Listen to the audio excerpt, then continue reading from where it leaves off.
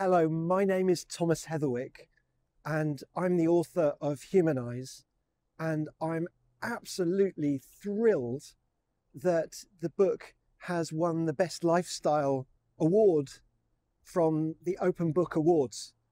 It's such an honor. It's been a long development process, and it all came about from realizing that even though my studio, we work as architects and designers, and we're working on projects around the world, how uninfluential individual projects are, and that the only way real change will happen and that will make environments that are more nutritious for society, that we won't demolish so much, which will have a huge beneficial impact for the climate crisis, is to make places that give joy to us.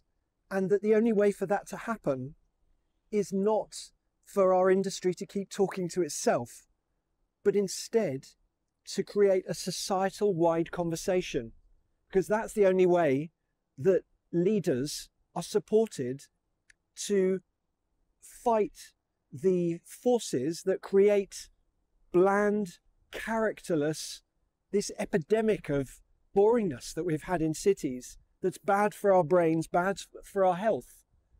And so it was quite an epic process, and the book is full of hundreds and hundreds of illustrations and drawings, and it was a real testament that our Taiwanese publisher and publishing supported this. And it was particularly moving for me because I remember 10 years ago, the biggest talk I've ever given was in Taipei. And in the United Kingdom, an architecture talk, whoever it is, the biggest architecture talk might be 500 people. And when I came to Taipei and I was having all these new impressions and seeing the city, and then arrived at the venue and they said there will be 5,000 people at your talk. Never before, never since have I spoken to 5,000 people. It was terrifying, but it was also a mark of a hunger and an interest in it and an engagement. So the Humanized book is really written not for architects. It's written for a 14-year-old or a 99-year-old to try to say the thing that we all know is happening around us, which is that our world needs to be more joyful and engaging and generous to society, to each other. This is the century that a friend of the studio wrote a book called The Lonely Century, because the digital technologies that we thought were incredible democratizers that would bring us all together have actually divided us. We have lower birth rates than ever, more loneliness and suicide even. And so our streets weren't designed as places to bring us together, and they need to be now.